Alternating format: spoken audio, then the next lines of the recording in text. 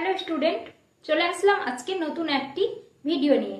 আজকের ভিডিওতে আলোচনা করব যারা এবছর SMFWB প্যারামেডিক্যাল 2024 এর এক্সামটা দিয়েছো তাদের জন্য এই ভিডিওটা খুবই গুরুত্বপূর্ণ হতে চলেছে। তো আজকের ভিডিওর মধ্যে আলোচ্য বিষয় থাকছে যে কখন রেজাল্ট বেরোবে এবং রেজাল্ট দেওয়ার পর তোমাদের কাউন্সেলিং প্রসেস কি হতে চলেছে সেই প্রসেসটা ডিটেলসে আলোচনা করব। বা আমাদের সময় কি প্রসেসে হয়েছিল সেটা সবটাই অনলাইন হলে কি করে হবে বা অফলাইন হলে কি করে হবে সবটা নিয়েই আলোচনা করব। তো চলো ভিডিওটা শুরু করা যাক। যারা আমার চ্যানেলে নতুন, চ্যানেলটি সাবস্ক্রাইব করে দাও।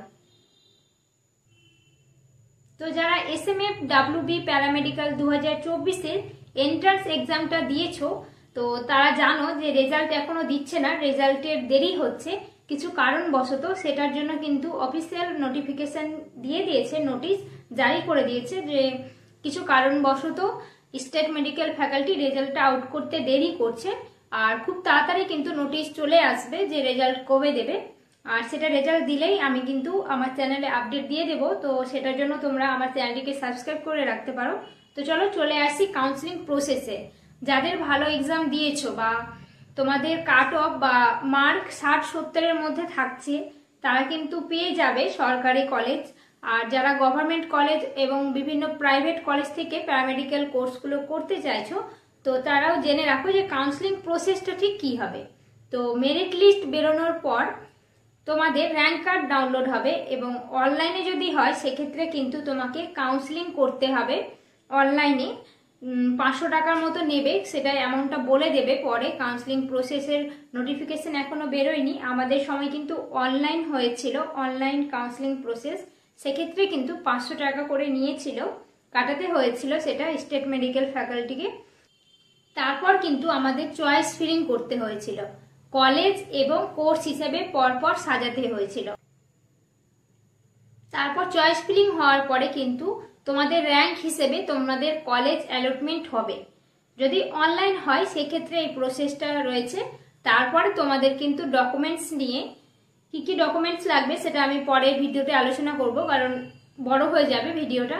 তো সেই ডকুমেন্টসগুলো নিয়ে তোমাদের কিন্তু অফলাইনে আবার ডকুমেন্ট ভেরিফিকেশন হবে। সেটা নিজের কলেজেও হতে পারে বা যে কোনো একটা ভেন্যুও দিয়ে দিতে পারে। তো সেই ভেন্যুতে গিয়ে ঠিক টাইমের মধ্যে ভেরিফিকেশন করিয়ে আসলেই কিন্তু তুমি তোমার ভর্তির প্রসেসটা কমপ্লিট করবে এবং তারপর থেকে ক্লাসে গিয়ে জয়েন করতে পারবে যে ইনস্টিটিউটে তোমার অ্যালটমেন্ট হয়েছে বা তুমি ভর্তি হয়েছো।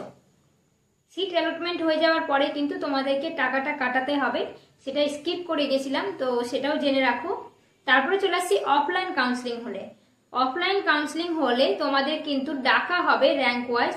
সেই র্যাঙ্ক ওয়াইজ কিন্তু হয়তো এত থেকে এত র্যাঙ্কে যারা আছে তাদেরকে একদিন ডাকা হলো, পরের দিন অন্য যারা পরের দিকে আছে তাদের ডাকা হলো। সেক্ষেত্রে গিয়ে ওখানে কিন্তু লাইভ তোমাদেরকে চয়েস ফিলিংটা করতে হবে এবং সাথে সাথে অ্যালট হয়ে যাবে। ডকুমেন্ট ভেরিফিকেশন করে আবার কিন্তু নিজের ইনস্টিটিউটে এসে তোমাদের সেখানে গিয়ে উপস্থিত হতে হবে। সেখানেও ডকুমেন্ট ভেরিফিকেশন হতে হবে এবং অ্যাডমিশন প্রসেসটা তোমাদের সেখানে কমপ্লিট হবে। সেক্ষেত্রে কিন্তু তোমাদেরকে টাকাটা কিন্তু স্টেট মেডিকেল ফ্যাকাল্টি যেখানে ভেন্যু দেবে ভেরিফিকেশনে এবং সব চয়েস ফিলিংয়ের সেখানেই কিন্তু তোমাদেরকে দিতে হবে। তো টাকাটা কিন্তু তোমাদের কোর্স ফিটা কিন্তু ওখানেই দিতে হবে। তো এই ছিল অনলাইন এবং অফলাইন কাউন্সিলিং প্রসেস। আশা করি তোমরা বুঝতে পেরেছো। আর এরকম খুঁটিনাটি প্যারামেডিক্যালের সমস্ত ভিডিও পেতে যারা আমার চ্যানেলে নতুন অবশ্যই চ্যানেলটিকে সাবস্ক্রাইব করে দাও এবং পাশে থাকা বেল আইকনটি প্রেস করে দাও যেন আমি ভিডিও দিলে সবার প্রথমে তোমার কাছে পৌঁছে যায়। Thank you.